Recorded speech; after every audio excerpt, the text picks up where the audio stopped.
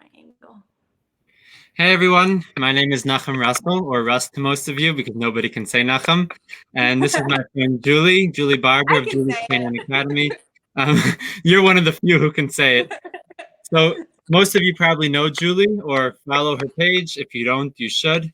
And she runs Julie's Canine Academy out of Virginia and Fredrick, Maryland. Where in Virginia are you? It's actually West Virginia. West Virginia, okay. It's 5 minutes from the Maryland border. We always say like Maryland is my backyard and West Virginia is my front because it's true. So it's right on the border of Maryland. I'm a half hour from Fredrick, so right across the state line.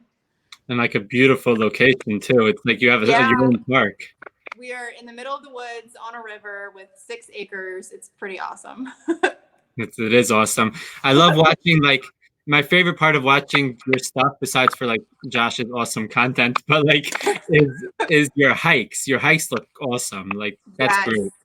Yep. And every board and trained dog who comes through always is off leash hiking with us by the end. I mean, of course they're dragging a long line for safety, but even the dogs that the owners are like, this dog can never be off leash, they're off leash hiking with us. It's awesome. It's awesome. It's probably the most rewarding part of it is when you get to see them off leash running through the woods like that. Yeah. Like so many people don't have, many programs, like so many trainers don't have a place where they can do that, where they can experience that. But you have, it's a very cool thing. It is. And that's one of the things we thought about when we considered this property is that that's actually a tool of ours. We use the hiking trails and these experiences. We use it on scared dogs, aggressive dogs, dogs who have a hard time opening up. We say, you know what? Let's get you out and get you having fun. The first dog I remember doing this on was a dog named Benny, and he was growling every time we approached the crate, wanted nothing to do with us, tried to take a shot at Josh's face when we were putting a collar on. And so we were like, forget all the obedience commands. We have 4 weeks with this dog. Every time we're going to get him out of the kennel, we're going to take him out into the woods. And we have Izzy and Riggins who kind of lead the way and say, we have fun on these trails. And so after I don't know, 2 or 3 days, every time we started to approach the kennel, tail wags. Where are we going? We're going on a hike? I'm excited. So it's just like food. We're using it as a tool. And it's also probably an awesome confidence builder for dogs that have been living in the city and never seen anything like that before. It's 100%. like a real life agility course. It is. It's awesome. You know, we can stimulate recall, and it's just amazing. It's the best decision we ever made moving here. Yeah, it's beautiful. And then the cool thing is that you still have your other location, right? Yep. So Gabby has all the dogs. We'll spend at least a couple nights with Gabby, usually by the end of their stay. So she'll take them downtown. She'll take them to Home Depot. We have a pretty good system. If they want treadmill trained, she'll do that. She'll Dremel their nails. And then like here they get recall and off leash in the woods and that kind of the training. So it's pretty kind of like every dog gets the best of both worlds. They get that country like hiking life, and then they get to see what city life is like with training. Yes. And it's also really a cool thing to say, okay, this dog's completely trained up. How are they going to listen to Gabby? Yeah. And so Gabby loves taking our week 2 dogs, week 3 dogs, because they listen, they're amazing. And it doesn't matter who's talking to them because all the commands are the same. They go to her house and the crate is the same and her commands are the same and the rules are the same in the play yard. And so it's a really great example of how like a trained dog can go anywhere as long as it's consistent. And I'm sure the fact that these dogs are first trained by you and Josh and then going and finishing up with somebody else probably also helps for that transfer to the owners, because the dogs are like, okay, a command is a command no matter who says it. 100%. And we can obviously say to Gabby, hey, where are the weaknesses? What did you notice? Did they struggle with anything? And she'll say either, no, they're perfect, or hey, she struggled a little bit on, I don't know, recalling out of play. So that gives us something to catch up. It's just amazing. Because sometimes we won't see that. It's good to have an outside person come in and say, hey, this dog looks great, except for this. Yep, I mean, you know, because you started off working on your own. You didn't start off with this whole awesome Yeah. team.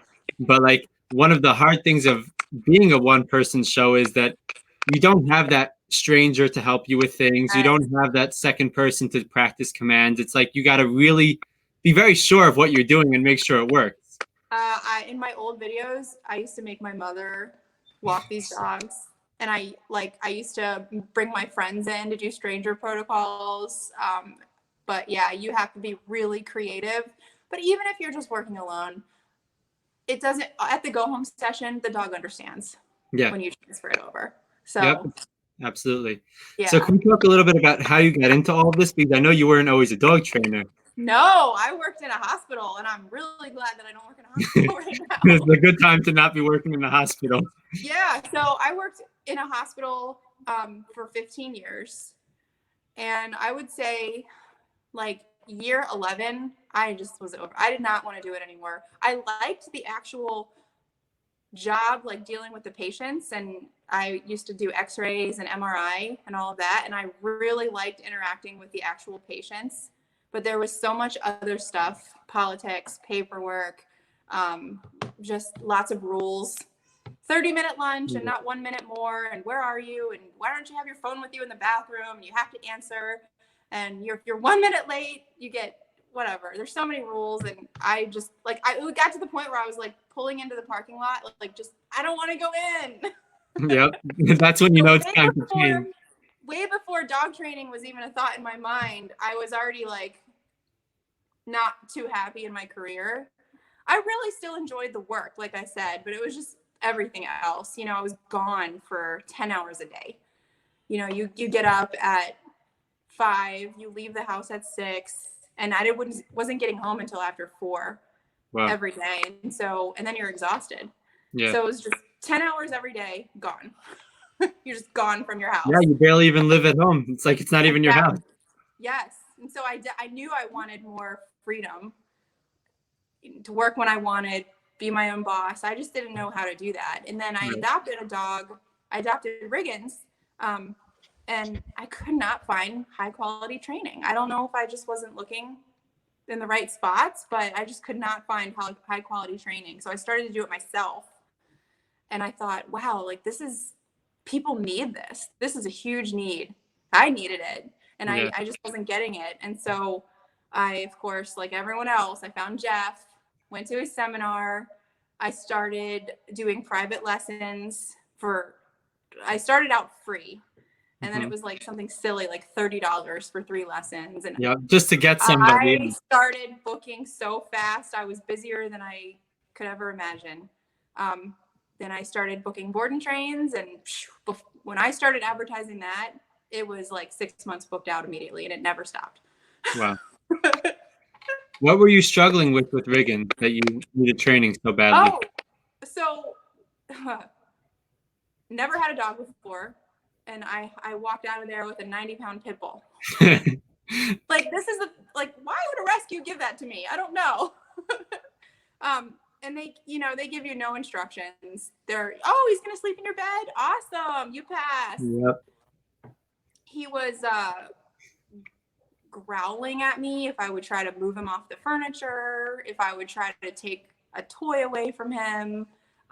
He was horribly leash reactive, explode at the other end of the leash. And I lived downtown at the time. So we were those people who just like went out when no one else was out at like midnight.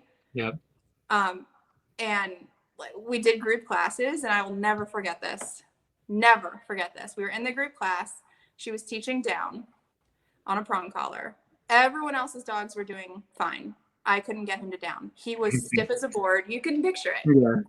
She came over. I thought he was going to bite her in the face because he didn't understand the prong pressure. He had a little bit of attitude. Everyone else was fine, and she was pulling down on that leash and collar, and you could just see in his eye.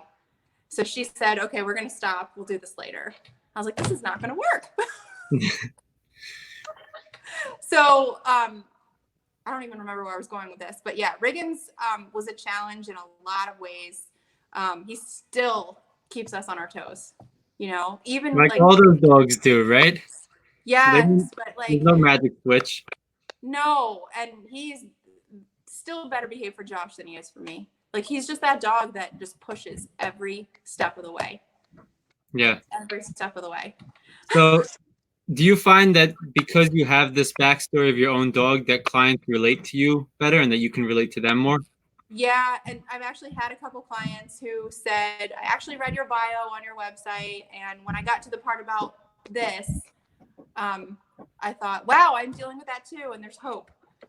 Yeah, You know? I think that that's such a important thing, and it's cool that so many trainers have a story like that because I think it's part of what makes the program successful.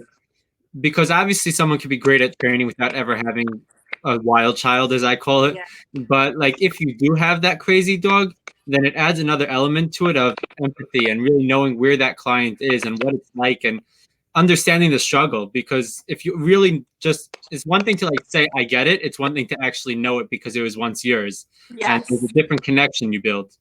Yeah, for sure. It definitely makes you, and you have to be able to relate to your clients for sure, and commiserate with them a little Yeah. bit. It really does suck. I remember that feeling. There was one time I came home from a walk and I was so upset. My boyfriend at the time thought that like we were robbed or something. I was like, no, it was Riggins. Yep. It's like when people tell me their struggles about their dog, and then I can be like, yeah, that's my dog over there did the same thing, or he did this that's a whole lot worse, and like this is where we are now, and this is the dog you get to see all the time in my stories who's off leash. It's like it almost like it clicks in their head that, like you said, there's hope, and it makes sense, and that this type of process and program, it actually could work for anybody, as when they Yeah, see that, when they hear that. as long as I tell them, as long as you're willing to do what I recommend, Yeah. you will see results. If you do 50% of what I recommend, you might see 50% results depending on the dog you have. Some dogs go home from our program and like they're just genetically happy-go-lucky dogs. They don't need to be in constant command. You know, they've got all this off-leash training. They don't need the same structure as another dog would. And so it's a really interesting, complex puzzle of what type of owner you have matched with what dog, how much work they're willing to put in. And like you could have a really dedicated owner with a really easy dog who would be great with a dog who requires lots of structure, lots of Yeah. routine, but they don't need to give it to their dog. And then you have dogs who are like, man, this dog is thriving on being told what to do every second of the way, Yeah. with an owner who's just not dedicated. Even like I have 3 dogs, and my 3 dogs, their personalities are so different. It's crazy. And Yeah. like my Marley, right? My wild child. If I didn't keep him in a structured life, like I always use the crate as an example. He sleeps in his crate every night, right? If he didn't sleep in his crate, and I know this because I've tested it, Yeah. after a couple of nights, I will see a difference in his behavior during the day, guaranteed, Yes. right? And it's like I don't even really care why. I just know that this connects to this, and I don't like Yes. the way he acts when he's not in his crate at night. Yes. On the That's other hand, like limitation. yeah, then the other hand, like my mama bear, my pit, like nothing matters to her. She'll sleep all day. She doesn't matter. She could do whatever she wants essentially because her personality is just that everything is okay, and she doesn't act like that. There's no attitude. So Yeah. it, it's so interesting, and because you work with so many dogs, you get to see that dynamic all the time, right? Yes. Oh my gosh, yes. And a lot of times people just need to be told this is the dog you have from a professional's point of view. This is why training will help. We can improve it, but this is always the dog that you have. Yeah. You know, like you don't have the dog where you can take to a patio at a brewery and not prevent other dogs from coming up to Right. it. It's gonna be a little bit of work involved. And part of a trainer's job is to be able to assess that properly and then give over that information of like where is that dog's ceiling? Like how far are you gonna actually get it? Oh yeah, and we have called people back. We've called somebody back the day after they dropped their dog off and said, this is not the family dog you thought it was, and we're going to give you a full refund, and this is our recommendation. Yeah. Because we like it was just this aggressive dog who they had gotten a few weeks earlier from a shelter, clear the shelter day, 90-pound pitty. They have 3 kids under 5. Wow. And they had already seen some issues pop up, came to us. This dog was like growling and exploding at dogs from inside the kennel. And we're just like, yeah, we can train this. Like, this is not a thing where it's out of our skill set, but do you want this dog back? Right. Do you want to manage this the rest of its life with 3 little kids? It's not the family dog you thought you brought home. And we have to tell you that. Right. And I think that's one of the important things as family pet trainers that we are, right? We're not working with working dogs. We work with families. And if we only focus on the dog, we're really not helping anybody, because essentially, like, most good trainers can train most dogs, right? Yeah. But it's not about training the dog. It's about training the dog and then helping the family. And if the right thing to do for that family is to tell them that it's the wrong dog, even though it's a hard thing to do, sometimes it's the right thing to do. 100%. And I would not have been able to sleep at night if we were just like, well, it's another number on our list in our books. And yep, it's command trained. Have fun. No, come on. It's not the right thing to do. And so they were very, very appreciative. We got video to show them. I mean, not that they didn't believe us, but you know, it was the right thing to do at the time. And they were like, when we decide to get another dog, you know, we're coming back to you, of course. We respect you. So, and that's not the first time we've done that. We're very honest with people about the dog that they have. And some people, it's happy endings. I'm like, you know, they come on go home day. I'm like, you have such a great dog. It is like, you're so lucky. I'm so happy that you got this dog and brought it to us, because it's just a great dog all around. So it's cool when we get those dogs, which is a lot. But I want to ask you a question about, because your business started as just you in your house by yourself. Yeah. And now you have 2 locations. I would say you have 4 team members, because you got Jesse involved too. Yeah. But how did it all blow up to what it is? So it actually started in a 900 square foot, tiny little downtown row house. So small. I mean, I don't know how long you've been watching my videos, but my training room used to be the size of like just a tiny little room. Yeah, I've seen some of the old ones. Yep. And I would do everything. We would teach all the commands in that room. We would be doing place to place.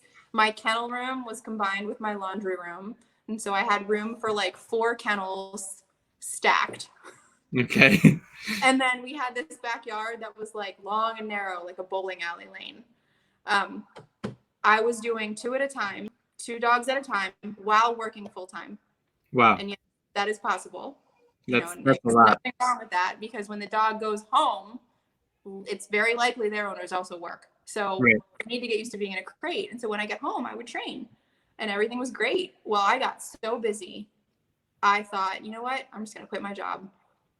I'm going to wait, because my real estate agent told me you need to wait until you at least sign on the new house before you quit your job, so you don't get rejected from the loan. Right. So we house hunted. We found the house that Gabby's in now. I quit my job the day after I signed the name, sold the house that it all started in, and we moved to the house that Gabby's in. And at that point, I wrote all my dogs out on a schedule. I had overbooked myself so much for the month of May. I looked at it and I was like, this is not what I had in mind. I had like 16 dogs on for the month of May for one person. Wow. That's how I found Josh, because I had started telling people like, oh my God, I need help. I need help for the month of May. This was like the end of March. And somebody said, hey, there's this trainer in New York who took the month of May off and is looking to travel and help people. And so I contacted him, and he was like, yep, I'll come down. I'll help you. No big deal. He came down and just never left. So he never got on his return flight home, ever. And so that was in April of 2018. We trained all of those dogs that month of May. I still remember every single one of them. Caitlin came down and shadowed us for 4 days. And so Josh stayed. We just kept booking dogs all through summer, all through winter, all through spring. We went to T3 together, and that's where we met you. Yeah. It got to the point where we sort of felt like we had Jesse, and we were like, we outgrew this house already. We know we need to hire another trainer. We hired Gabby. Let's get a second location, have Gabby move in here, because she was all about that plan. She loves that house. And let's see if we can run 2 locations, both fully staffed. And like, let's do this. And it's worked out fantastic. We're such a good team because I do like all the social media, all the scheduling, all the dealing with the clients. Gabby is training, doing nails, treadmill, daycare, boarding, Trick training, all the pack walks. And Josh is like our behaviorist. He trains all the tough dogs. He will help Gabby if there's a issue she's having with one of her dogs, get through it. If I need help with a go home session, he's there. He's like the heart of the whole business. Yeah. Josh is amazing what he does with the dogs. It's really awesome to watch him. It's like it's almost like he's, even though it sounds weird, but he's like more than a dog trainer. Like he has something that he understands the animal, and it's really beautiful to watch. I truly believe there is no dog that he wouldn't know what to do. He wouldn't make it the best that it could possibly be. There's just no dog. Like I haven't seen it yet. Every single dog that comes here leaves the best that they can possibly be on the go home day. And he's not so much like, of course he trains the commands, but he's more the relationship. Right. Obviously that's not how we transfer over to owners. We do transfer it over to owners, but he could like completely train up a dog without teaching a single command. Yeah, just by working on everything else, the important everything. stuff.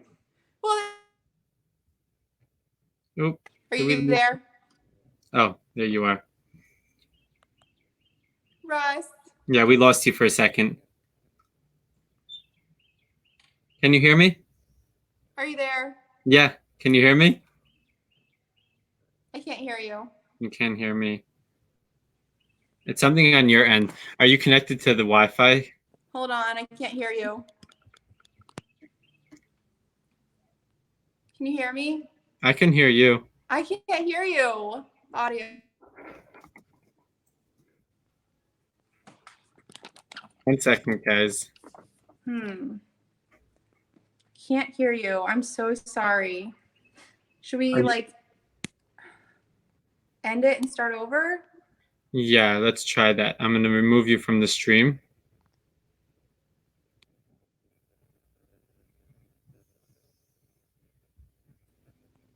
You can't hear me? Can't hear you. Okay. No. I'm going to text you. I'm going to text you. 1 second, guys. Bear with us. Don't leave us because we're in the middle of a good conversation there. We're going to get Julie back.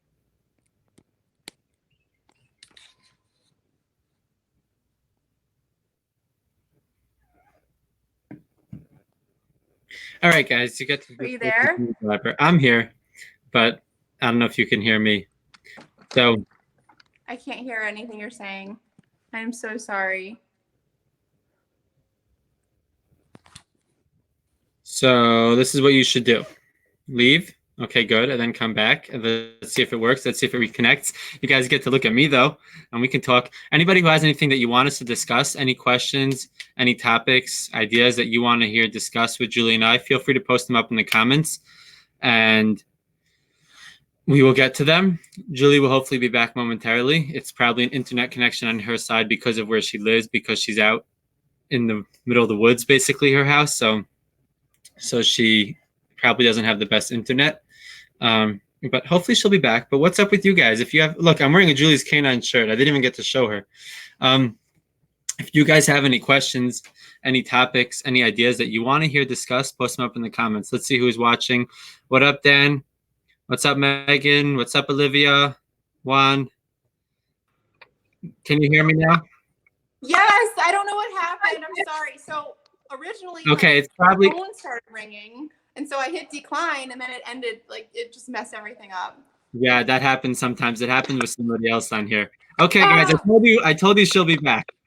Look, I was showing everybody. I forgot to show you. Look what I'm wearing. Oh my gosh, I love it! Yay! I was like, oh, I was unbuttoning this because it's getting warmer. I was like, oh, right, I should show her. I forgot I was wearing it. I love it. I wear it all the time.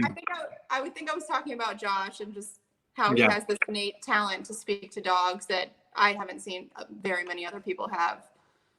Yeah, that was when I met you guys by T3. That was what, like, I was very interested. I was intrigued by Josh because of the way he was discussing things and talking about things was very different than a lot of the other folks there, and like everyone there was awesome, but he had this different way of thinking about it that was just like he was thinking more about the dog's mind and the way the dog thinks and like Yes. the dog's behavior, not just training. And even though Yes. essentially that all is training, but it's a much deeper side to it that you don't hear discussed a lot. No. And so he'll say his style is a lot of Caesar Milan, but add in some e-collar so it transfers to the owners. So his dogs leave here extremely respectful, but it transfers so well to the owner because of the e-collar. And so they're taught all the commands on the e-collar, but they're also taught e-collar means calm down, relax. And so it's just really cool to see.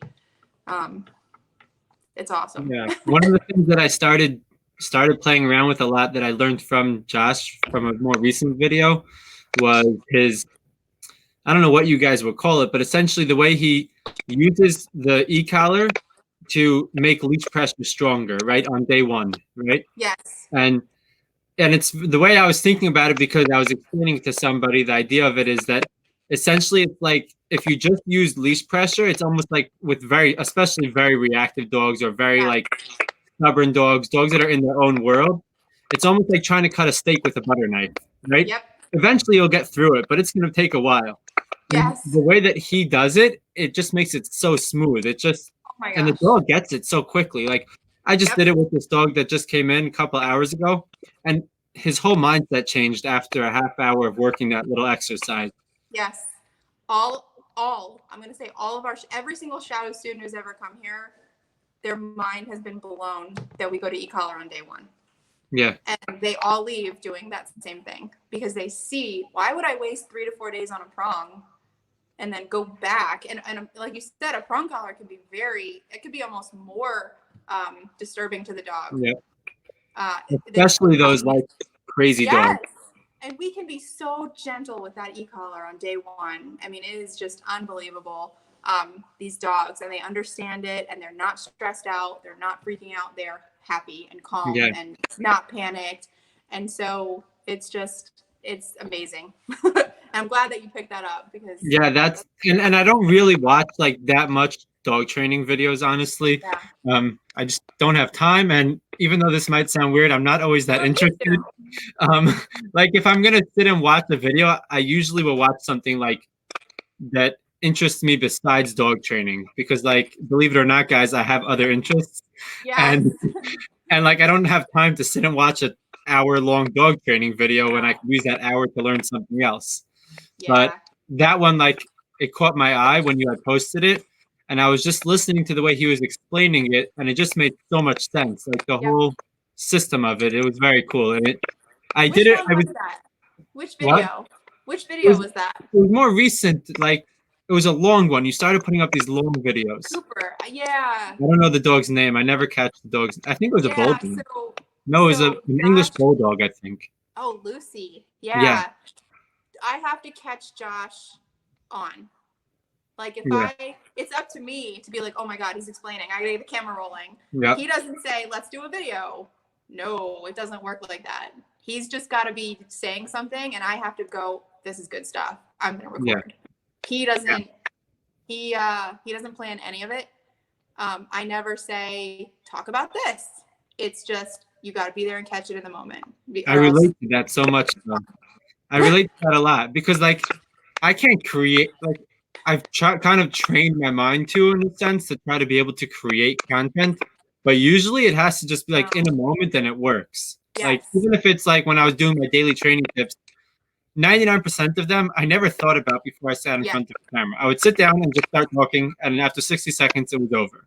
And like that I think that it works better also. It's more real. People are attracted to it. So like back to how I grew this business. I did everything before I had Josh and Gabby. I did all the training. I did all the board and trains.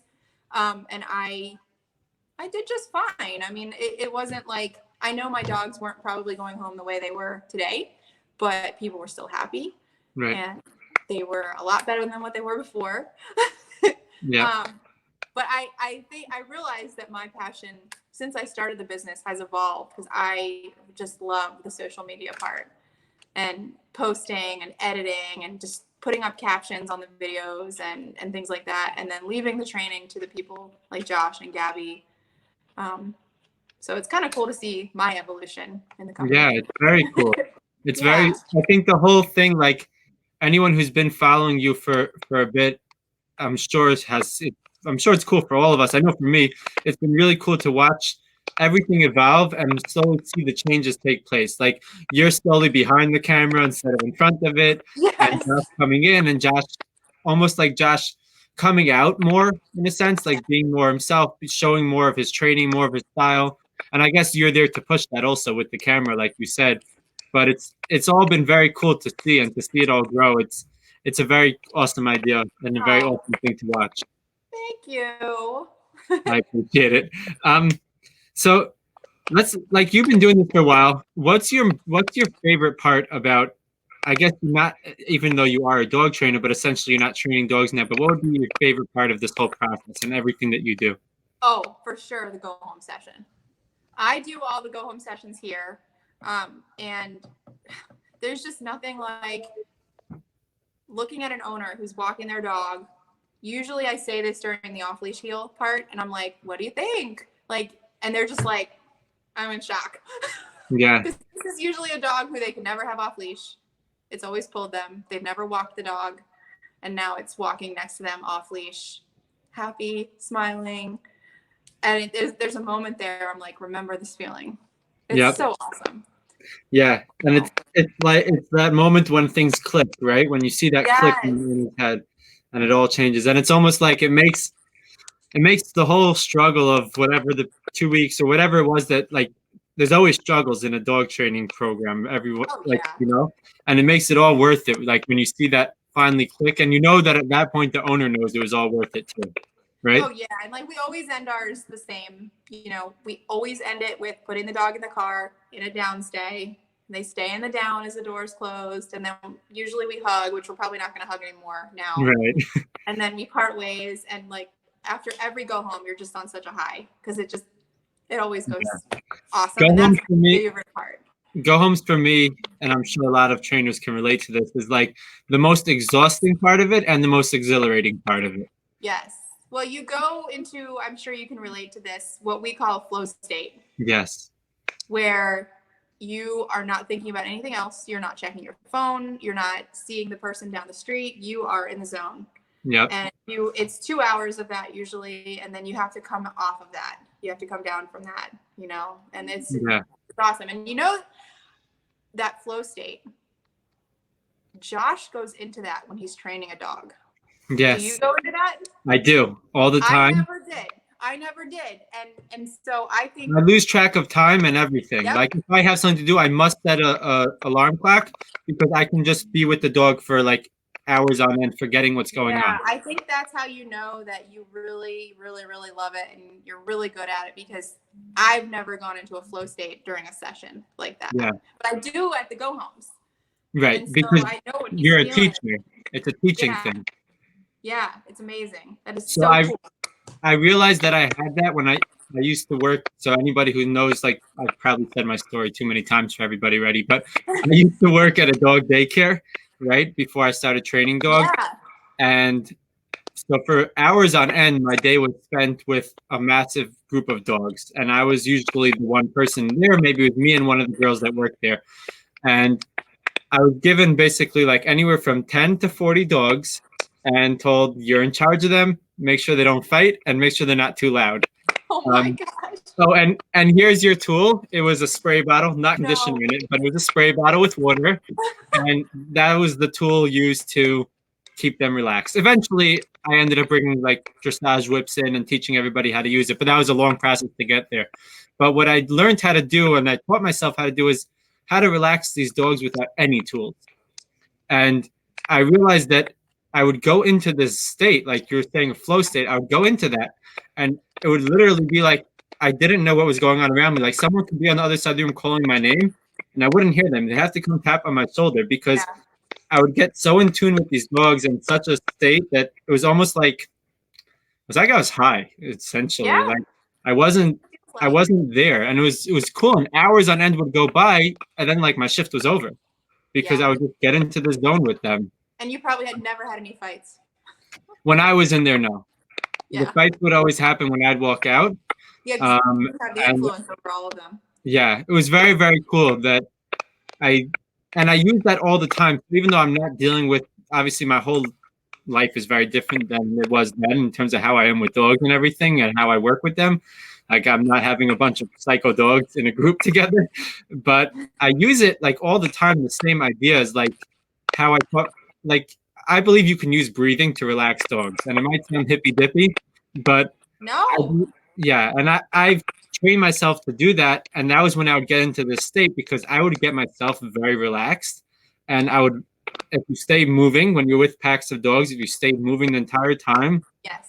and you're relaxed, and a little bit of touch every so often can Yeah. put the dogs all into a zenned out space, no matter how crazy they were.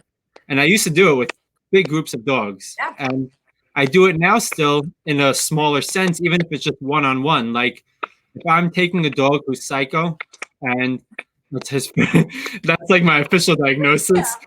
If I'm taking a dog that's like psycho, like reactive or just pulling or hyperactive, I'll just relax and put myself into that same state with them on a leash and keep them with me and not let them pull away. Yes. And every single time it works, the dog relaxes. And obviously that doesn't help to transfer to owners because I'm not doing breathing sessions with owners and I'm not like trying to teach them to be that, but it helps to like expedite the process and then transfer that over with the tools. Yes. Yep. And that's why the e-collar is so incredible. There is Yeah. no better tool because you can train up the dog and get them to respect the e-collar, you know, and that transfers over to the owner. Yep. There is no other tool that is that good and that clear. Yeah. I look at it, it's like a bridge. It bridges the gap because even though like a lot of trainers say that relationships shouldn't be a part of training, it always is, no matter what. And you can claim that it's not from today till tomorrow, but then your training is probably not going to be that good. Yes. And it's that, and that's part of what makes us dog trainers and them the client, because we're able to do that and able to make that change based on whatever it is about us that we do, right? Behavior wise and all of that. But we don't have to expect owners to do that, and we shouldn't expect them to do that. No, I always tell people you are buying an e-collar program. So when the e-collar is on your dog, that's when you should get compliance. If you take the e-collar off, the program is off with it. Yeah. Unless you want to put in the work yourself to have a relationship with your dog, no tools, no nothing. And that is that's hard work. Yeah. I see Josh do it with Riggins, and that is some hard work. It requires consistency, time. Even when you don't feel like working, you have to work. So it's a lot easier with the e-collar. I think so. The way that I explain it to a lot of clients is I tell them relationship is extremely important. And a lot of what most of us trainers talk about is essentially relationship, right? Like the way you react to the dog, the way you respond to it, the things that you do when you're not training, right? All of that is that relationship side of it. And we all talk about it so much. But this helps to mimic that until you fully build in the gaps with the actual relationship. Yes, if you have a dog who understands and respects the e-collar, who has no respect at all for his owners, at the go-home session, they don't know the owner doesn't have the remote yet. Right. They don't know that. I have the remote, but the owner's saying no. Yep. So the dog's like, whoa, I guess I have to respect these people too. And it was amazing. Yep. It's a very cool thing to do. And I think that, so like you were saying about not using the prong collar right away, right? And things like that. Yeah. I think that it's important for owners to know that it is okay to use a prong collar and e-collar right away. Oh yeah. And like if you're working with your dog, it is okay to jump straight to tools if it works for you, right? Yeah. Because not everybody's working with a trainer. There's a lot of owners like you and like me who trained our dogs ourselves, and I went straight to tools. and then I tried to fill it in with the relationship after because I needed results like right away. I couldn't have my dog trying to eat people. When I do Skypes, I don't tell people to go to e-collar on day one. Right. That you really need to know what you're doing. Putting an e-collar on a dog day one and starting training, you like really need to know. You have to have finesse with the numbers and the timing, or else if your timing's off, your numbers are too high or too low, something's gonna be off. Right. So I didn't mean slap an e-collar on your dog and start using it. But I was. Oh, you're back. Can you hear me?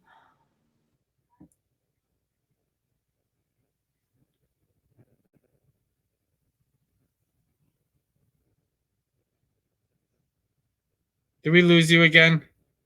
Guys, I think we lost her again. Hey, Terry. Hey, Raquel. Kiki. Melissa. What up, everybody? We're having a lot of technical difficulties tonight. 1 second. Let's add her back in. Let's see if this works. Lots of technical difficulties. Can you hear me? 1 second. We can't hear you. Can you hear me now? Yeah, you had yourself muted. So next time I'll have to use my computer because that's the second phone call. And I know this problem never used to happen to me until I added Josh onto our health insurance plan. And now we get spam calls every day from numbers all over the country. I don't know what to do about it. My spam is supposed to have stopped during this whole Corona thing. There's supposed to be a break. Those two numbers that called tonight, I didn't know any of those numbers. And I don't give out my phone number to anyone, hardly. So anyway, yes, I knew what you meant about the prong collar. Yeah. You know, we tell, when I do my Skypes, I tell owners, start with the prong. Use light leash guidance, and then later on layer in your e-collar over that because it makes it more foolproof. Right. Instead of just going straight into an e-collar on a dog who's never worn it before, you have to kind of be good with your numbers. You're a little too high. By layering it like that, it also helped the owner who's never worked with pressure and release before actually get a feel for what that means, because you don't feel the release of pressure with this as a human. Exactly. And you can tell people whenever there's leash pressure, e-collar pressure's on. Right. Exactly. And so it really helps them with their timing. I'll be honest with you, Josh, he doesn't use a prong at all anymore, hardly ever. It's all slip lead e-collar. Yeah. That's just what he prefers now. We'll put a prong collar on, like on our field trips and Home Depot and all that. And of course the dog goes home on a prong collar, but he's just evolved into slip lead e-collar. He loves that combo right now. My last couple of dogs that I worked with, I put prong collars on them 2 days before they went home. Yeah. And I only did it just to make sure that they'll be comfortable with it, because I know that when I give it to the owners, I want them using it. But I think that the better I get at understanding the dog, reading the dog, knowing how to really use this, not just press buttons, but really use it. Yes. And like everything that you can use it for, I think that like prong collars are less and less necessary. And like you said before, this is so gentle. People don't realize it sounds so scary because it has the word electric in it. Yeah. But like it's so gentle and it's nothing. I don't know about you guys, but realistically, I don't think the majority of our clients keep using the prongs that they're sent home with. Yeah, I don't know. Like they wear them at the pack walks. I don't know. Maybe I'm wrong, but I just see them. A lot of them don't ever go on a leashed walk again, just because of where they live and they're e-collar trained and they're off leash. But I like to think that they do, and they do at the pack walks, like I said. But it's so e-collar. It's such an e-collar based program that they have it if they need it, but it's not like an everyday tool. Yeah, and also I think prong collars become a hassle to put on when you have a well-behaved dog. 100%, and I think that's what it is. They just don't feel like putting it on and off. Yeah. You know? Especially if you don't have the quick snap or quick release. They just never get used to it. It's very Did you see these new ones? These new quick release ones that I started using? No. I'm going to show you 1 second. I have some of them next to me. This is like the second time I've been showing it on my live stream. So it basically here. This is what the buckle looks like. Oh, that's Okay, so awesome. so you take out the plate and you just switch it through those two little holes, and it becomes like a perfect quick release. And it barely takes up any space from Where do you get them? Katie's Buckles on Oh Instagram. my I'll send you her link if you want. Yeah, I'm It's gonna offer that. it's been like a life changer for so many of my clients because a lot of people just can't do that prong thing. It's so No. annoying. Yes, And I agree. I'll post that tonight in my client group. yeah, I'm gonna remind me and I'll send you the link to it. Like Yeah. it's been a life changer. I'm waiting for more of them to come now. They're so awesome. But why does I this just company just make them like that? so she makes them like that. It's a little bit cheaper for like me and probably you since we order wholesale to just Yeah. do it yourself. But it's the best. It's the best product. Like the only reason why I wasn't using quick releases before was because those like paw mark ones with the leather, it takes up too many links. You know, it's too much And space. then it affects the pressure and release. It Yeah. affects the pop for sure. This doesn't at all. And guys, I'm not sponsored by her. I really just love her product. No, I can tell. And the buckle is made by the same company that makes the e-collar quick release buckles. Oh, cool. So it's already been tested that it's very strong for dogs' necks. Awesome. Yeah, I'm it's excited. awesome. My little blurb because I love them so much. I keep talking about them. Yeah. You're pretty busy and you're board and trained too right now, right? I'm just starting to get busy again. I took a month off because of all the craziness. It's almost like we can't say the word corona anymore. Everyone just says all this craziness. Yes. But so I took a month off, but just today I got in my first board and train since all of this, and I'm really excited. He's a really fun, crazy golden retriever, and I have like a love for golden retrievers. Hendrix, I have a love for golden retrievers that I used to never have, but then I got one myself. So now, like, I used to be like, I would never get a golden retriever. It's just not my style. I would never get that. It's too like preppy and whatever. But then I got one and I realized how smart they are and how awesome they could be. So, yeah, and they're so sweet. I always say, like, gosh, I understand why this is such a popular breed. Yeah. And they really, so many of them are crazy when they're young, but they really, underneath all of that, are really awesome, smart dogs. Like, oh yeah, and usually they pick up the system pretty quickly, yep. And they are just happy to train with you. So yeah, awesome. Marley, come here, boy, lay down. my perfectly imperfect trained dogs are not really listening so well right now. I can relate to that. But it's like everybody thinks that dog trainers' dogs are perfect, and I've said this so many times, but like every dog struggles, or every dog is just a dog, I should say. Yes, and I think they're all opportunists. Yeah. And I think that they're only doing, like, Riggins is a dog who constantly just does what he thinks he can get away with it in that moment. Yeah. And how did you get this? The only reason he's not is because, like, he's like, are they looking? That's Marley. How did you get this new one, Izzy? What's Izzy's story? Izzy, this is a cool story. I got a message 2 years ago, and she said, "Oh, I have I'm about to get a Pomsky, and I was referred to you by Jeff Gelman. And I messaged him and said I needed a trainer in the Maryland area, and he referred you. And I was a brand new trainer at the time. I had never worked with a puppy in my life, and so I was like, yeah, I'll help you. And we did private lessons. Cutest dog ever. We started working with her at 10 weeks old. A little Pomsky. She was this big. And we got her e-collar trained. She's completely off-leash trained. And then 2 years later, she came back for boarding whenever they went out of town. 2 years later, she said, you know what?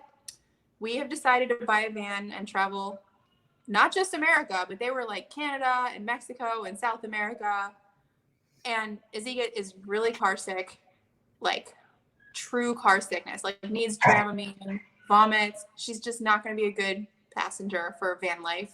And plus, I don't even know how to take a dog across borders. Right. She's like, before I start advertising, if anyone else wants her, I wanted to offer her to you. We're like, yes, we'll take her. That's so cool. Is such an important part of the work that we do with our dogs. She is dog friendly. She's human friendly. She's always happy and always bouncy and excited. And so she helps dogs in the social yard. She helps dogs on the hiking trails. She is the perfect distraction during proofing. We get offered dogs all the time. Just, hey, we're looking, You want my dog? Josh can take them. They have a kennel room. She's the first dog that I said yes to. How big is she? She looks a lot bigger than a Pomsky. 16 pounds. I guess just the pictures are always so up close that she looks bigger. It's all hair. Have you seen her out of the bath? She's not that big. So it's funny, like I used to know a couple of Pomskys and like I couldn't stand them, but they also weren't trained at all. So like she's definitely not laid back at all. I've never actually seen her eyes closed. Even like on place in a down, she's always like alert and around. We haven't worked with her. We haven't really taught her. I mean, I'm sure Josh could get her to calm down and relax, but her baseline temperament is just always alert and on edge and hyper. I've never seen her get tired. She runs circles around all the dogs on the hiking trails. I mean, it's almost unbelievable what it's like a big crazy husky mind in a tiny body. So they're just round. Well, I told Gabby, I'm like, I think the bottom of the crate needs to be a moving treadmill for her. It's the only way to tire her out. That's great. I know. And she's doing all the trick training now, right? She is with Gabby, and she'll be with Gabby because the trick training class blew up. There's 140 people in there. That's awesome. They love it. And Izzy knew nothing. So Gabby was actually able to take a dog from scratch and be like, I'm teaching all these tricks right in front of you. And so it did so well that we're continuing it for another 6 weeks into advanced tricks. So I won't see her until that class is over. It's such a cool thing that you guys did. Like you jumped on an opportunity and so many people wanted it. You probably, if not for Corona stopping everything, you probably wouldn't have even known that this was such a market for you. Well, we had plans to have tricks and agility, but it was going to be in person. Right. And it was going to be a 6-dog limit. And so I was like, well, we can't do that. We had bought all this agility equipment. We have tunnels, we have A-frames, we have jumps, we have cones. And that was supposed to be in Gabby's backyard. 6 dogs meet once a week for 6 weeks and learn tricks and agility. Yeah. And then I was like, well, that's on hold forever so far, and let's do it online. And this was one of those things where I'd never had the time to organize this before because we were so busy. Right. And is it like a Zoom thing or it's? No, it is a Facebook group, and you get an invite, and we post really, really, really detailed how-to videos, and then Gabby goes live in the group twice a week. That's so Zoom cool. would be really cool. So it's interactive because people can join the live, but they can't. You can't see each other's faces, but they can still talk. Right. And say, "Oh, can you show us this?" And Izzy's on the platform, and then I can download the lives and upload them to the album, so they're there forever. It's so awesome. It's such a cool thing that you guys did, and you're able to now have so many clients who are not in person. Like I'm sure there's people from all over who joined it because you guys have a big following. Yeah, I was blown away when we got that much response to the tricks class. I told Gabby, I'm like, jokingly, I'm like, if we can get 50, like that'll pay for whatever. And I'm like, oh my God, we hit 50. We're almost at 100. It's crazy. It's so awesome. It is. It's so much fun. It's really, it's a fun thing to do. We see people taking time to hang out with their dogs that doesn't involve obedience training or it's just fun. Like, let's learn paw, let's learn spin, and I don't know. It's and really cool. Gabby's so talented with that stuff. I didn't realize the extent of her talent until I started watching the how-to videos. I was like, oh man, there's a lot involved with the timing of the trigger. Like all these nuances, just like e-collar training, to get a dog to understand what you're asking and what you just marked and how to earn the food. Yeah. And the less talented the trainer, same with obedience training, the more confused the dog will be. Yep. I I do clicker work with my own dogs. I was just doing it yesterday actually with one of them, and I do it really. Besides that, it's a lot of fun, and I like to figure out how to teach my dogs tricks. I never really watched any videos on it. I Yeah. bought I bought that program that Jeff put Jeff. out, but I think I watched one video. I just never had the time to sit and watch it all. But I just Yeah. kind of figured it out with my own dogs, and I teach them some basic fun things. But besides that, it's fun to work with them and actually teach my dogs something new. It's like it helps me perfect my marking, because if you can mark Yes. perfectly with a clicker, you'll be able to train better with an e-collar. Yes, and it happens so fast, the mark. Yeah, You know, like for example, spin. I was marking at the end. mark in the middle. So yes, and I was like, Yeah. oh my god, it happened so fast. I'm not marking quick enough, and so I figured out some holes in my game. Yeah. Like, funny thing though, Gabby said there's been so many sessions where her dog does something not related to the trick she's trying to teach at all that she wants to mark, and so she'll shape that. Like she shaped. Her dog knows how to sneeze on command. I think that's the best. He knows how to fake pee. He will lift a leg and fake pee. That's awesome. Like all this crazy stuff, you can literally mark anything if you can get your dog to do it. Taco needs his own show. Like, oh man, I told her she should start a TikTok account for him. He is incredible. The stuff that he can do. I don't know if you've seen the extent of it, but he is like he's real deal, man. He does paid commercials and he's been in movies. It's so cool. It's so awesome. I saw a couple of things that she posted that he was in. Like a while ago, she put up some commercial he was in. It's such a cool thing to do. It's really, yeah. It's like it's a working dog, but not like what people think of as a working dog. Yes, I know. My dog Hendrix did two commercials.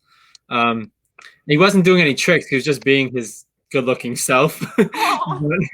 But it was so much fun. It was such a cool thing. Like I felt like my dog is being a star. It was so exciting. I know, and the dog doesn't know. That's no, he had no idea.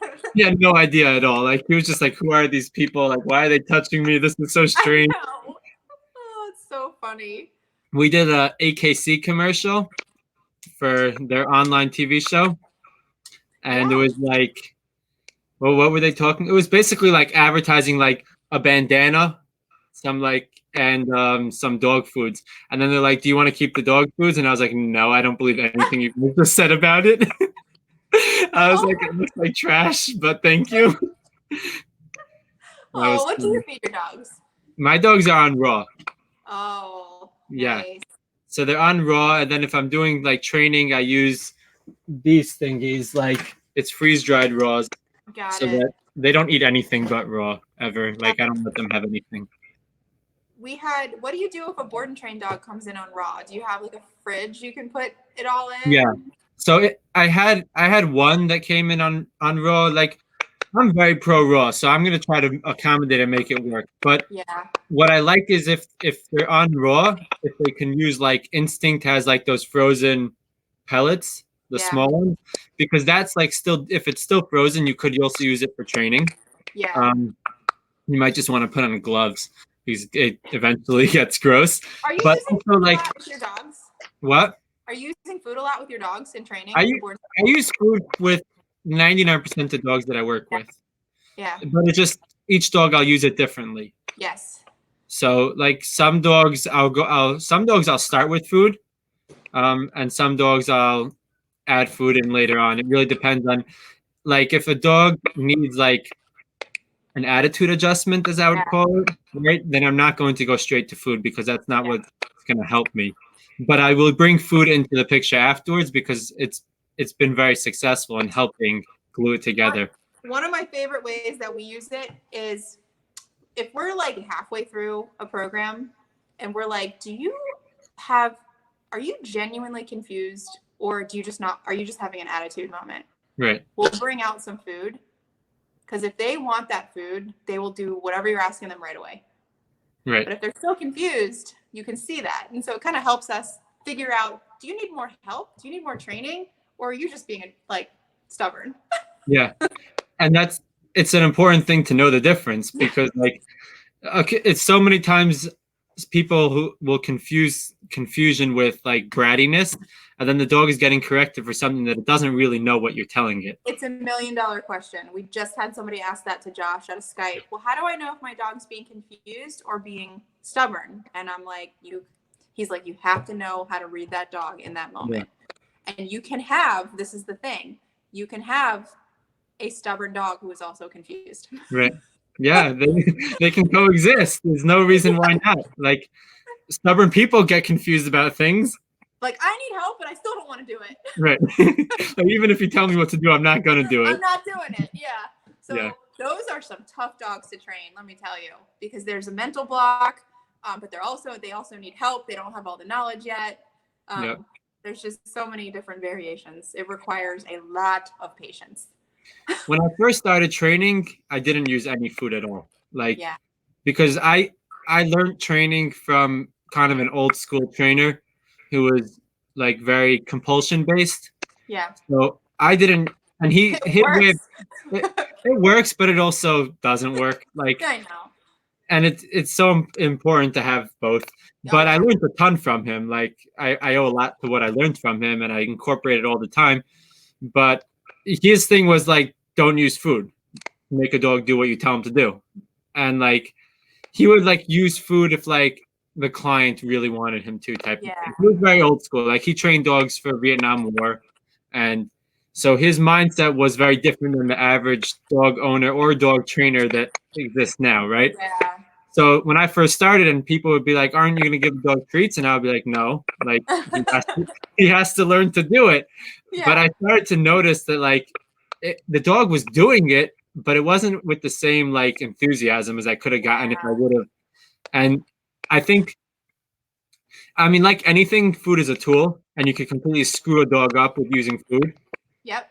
And you can also make the mistake of using food and then reaching the end of week 1 and realizing, oh, they won't do it anymore if there's no food involved.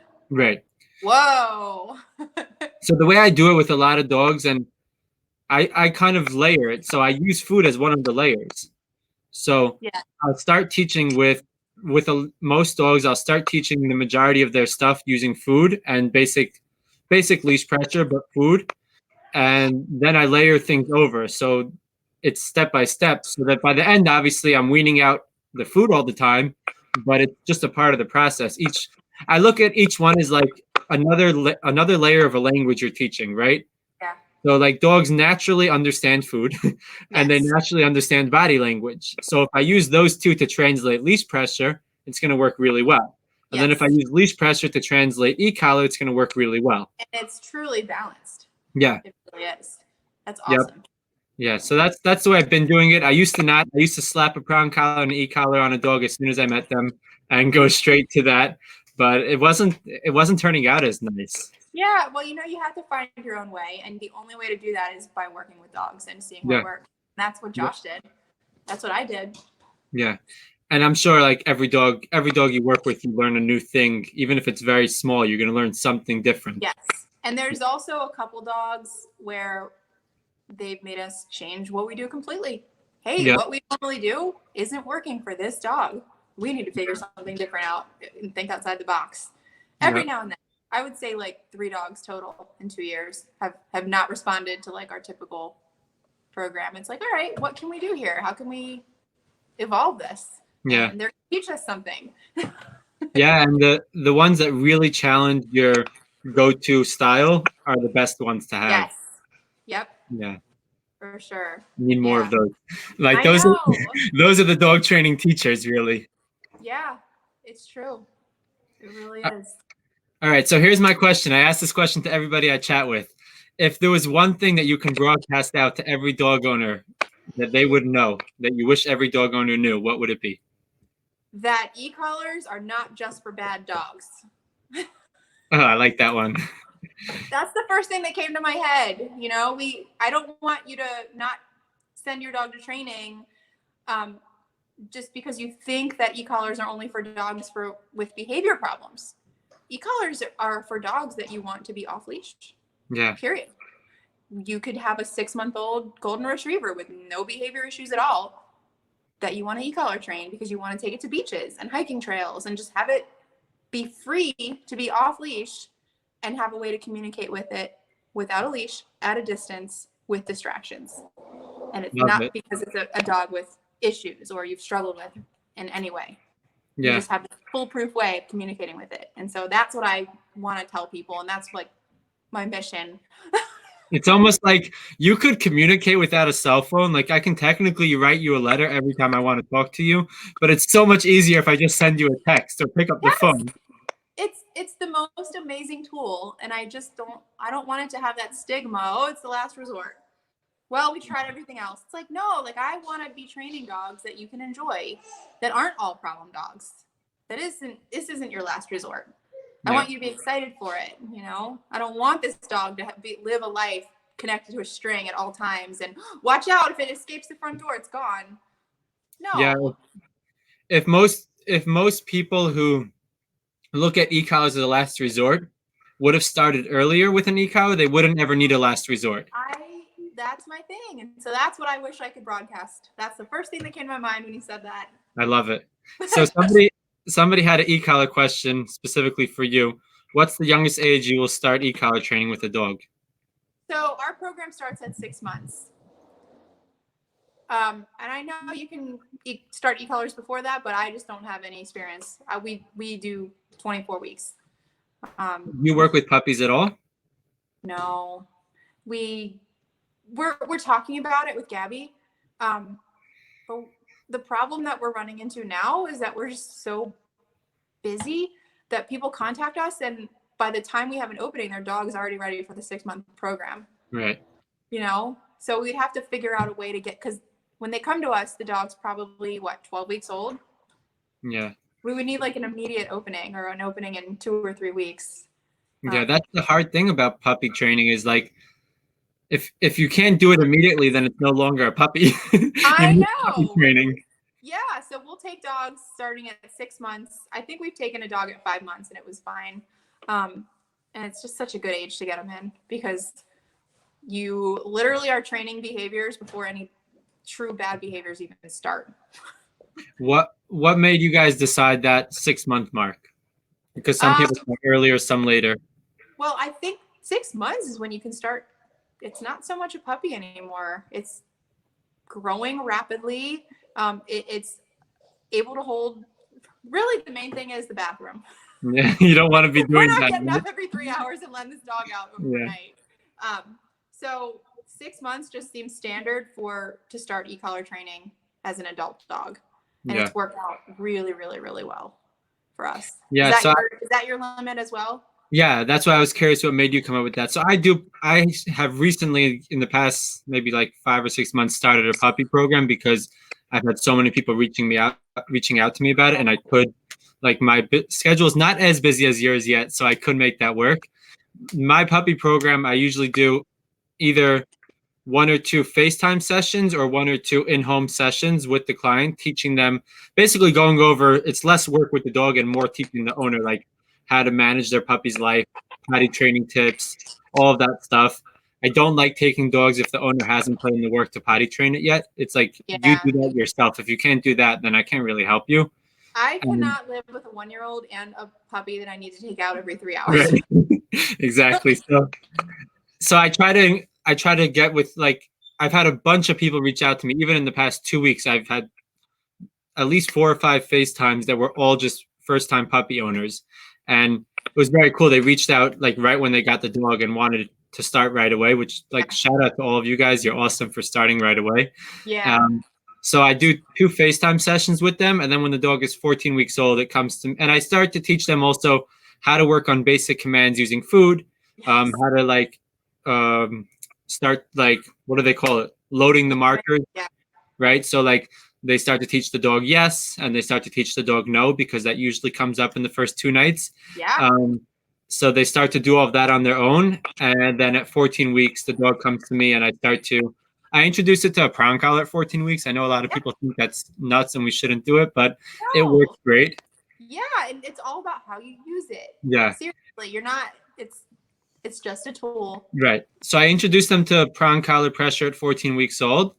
And it's just for anyone who's curious what I do with it. I'm just teaching them pressure and release. There's no corrections whatsoever on it.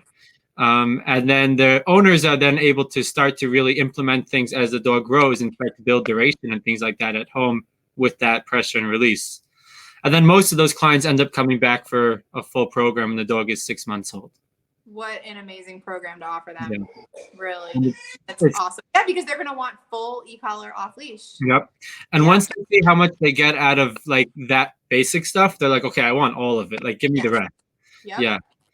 And it makes my life so much easier because that's that 6 month mark when they come in for e-collar full program. It's like, they already know me. I don't have to like build any rapport with this dog. Like they're so happy to see me. Yes. And they know what pressure and release is. They know most of their commands. It's just like, let's move on to the e-collar and let's do this. Let's proof it off leash. Yep. I love it. A lot of fun. What's cool about our program, and I'm sure you're board and trained too, is that even if you got a puppy and did everything wrong and you bring that puppy to us at 6 months, it'll leave perfectly fine. Yeah. I think 6 months is the perfect mark, like what you were saying, to still catch things before it's like overboard. Yeah, and you would not believe the attitude in some of these puppies that come here. In 6 months, I'm like, oh, you are so lucky your owner sent you here, because at 1 or 2, this would not be fun to deal with. 6 months is when the puppy becomes like a rebellious teenager. Yeah, I don't want to. Well, yep. Yep, that's when it's most important to get in, like leadership. And it's also like, I don't know that exactly when the mark is, but I think at that point they also start to go through more of a fear period. So it's also so important for that. Yep. Yeah, cool. I completely agree. Yeah, I think my average dog that I work with is between 6 months and a year and a half. And that's when I'm jealous, because I feel like we get all these dogs that are 5 and up. You got the ones that have like years of experience being crazy. He's 11. He's been barking at the door for 10 years. Can you help us? Yeah. I find that the ones that I get are people who are like in the 6 months to a year and a half. Usually I get anywhere else, but those are like the most common ones. And it's people who are like, I didn't think I would need a trainer because my dog was so good. And now it's like he's crazy and he's a different dog. That goes back to my original answer. It's like, just e-collar train all the dogs to be off leash. Yep. Yeah, then you avoid all of that. You avoid all of it, and then you just have it if you need it. It's so awesome. All right, we're going to wrap this up because it's been about an hour. Wow, including our technical difficulties. And I have I have some dogs to get to, so I still have to continue my night over here. But it was a lot of fun. How do people find you, follow you, work with you? Oh, yeah. Julie's Canine Academy. Facebook, Instagram, YouTube, Twitter, and my website. And YouTube is awesome. You guys should, if anybody's at home and is looking for like really awesome how-tos and you want to train your dog on your own with this, you have extra time now, YouTube is where it's at, really. Yes, and we've actually started organizing ours into sections, because before we had like all these thousands of videos, but no way to find them. Yeah. So now it's like how to down, how to sit, how to place, and people can go there and find them. Awesome. The information is out there for people that want to take the time to do it. Yep. And your content is really, really helpful for that, because you post just about everything you do. It's like there's nothing that's not there. Nope. And any shadow student will tell you that. It's all there. That might be changing a little bit with this new set of dogs. We probably won't be putting out as detailed of videos. Just because it's so time consuming. Right. It's a lot. People don't realize it's like you have multiple jobs. Like dog trainers who are actually putting out content are not just dog trainers. No. There's so much more. And then you have to think about we usually have 5 dogs at a time between the 2 sites. That's a lot of content. Yep. It's crazy. All right. We're going to wrap it up. Thank you so much for joining. It was a lot of fun. I really appreciate it. Thank you guys all for watching. Thank you for bearing with us through the ins and outs. Everybody stay safe. Love you all. Thanks for watching. Be gentle to each other and be kind. Aw.